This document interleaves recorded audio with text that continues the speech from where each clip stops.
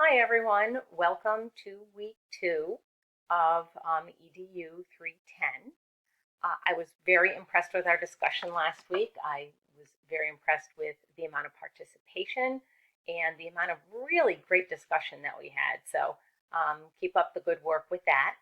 Remember that for your initial post, for at least your initial post, you should always make sure that you have references and accompanying in-text citations in APA format to support your thinking. Most of you did a really, really great job with that, but just a reminder for a couple of you that may be new to this form of discussion.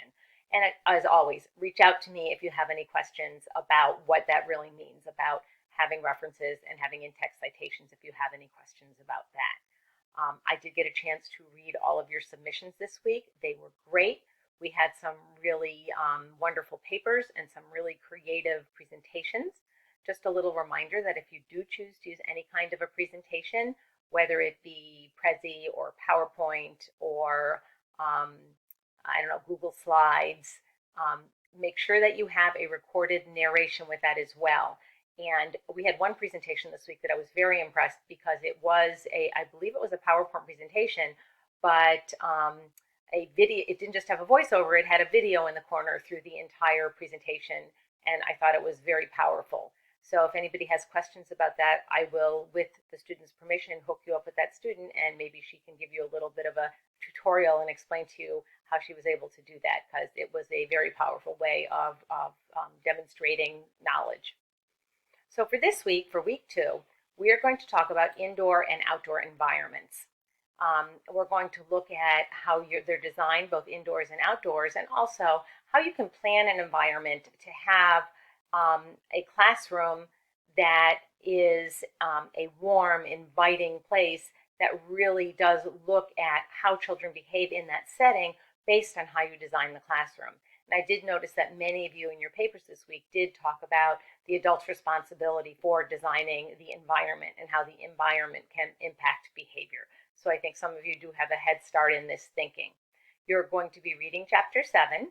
There is an optional video about planning transitions to prevent challenging behavior. If you have a chance, I would suggest that you watch that. Anybody who's going to work in a classroom or anybody that's currently working in a classroom will know that typically one of the most challenging times in a classroom is during transitions. So if you can find strategies for transitions to make them a more positive learning opportunity, it would be very, very helpful.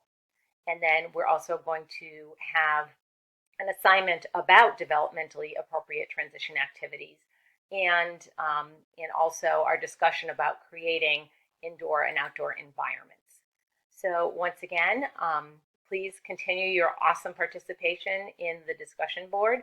If you want to post a video like I'm posting now for you, that would be great too. Give it a shot this week if you would like to try a video post. I think that would be really cool. Just make sure you attach or have in the box whatever your references are, and you refer to them when you're doing your video post. But I think that would be very cool.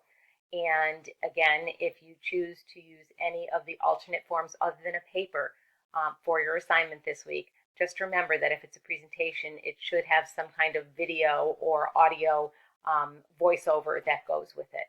Hope you all have a wonderful, wonderful week, and I'm really looking forward to learning with you again this week. Have a great rest of your day. Bye-bye.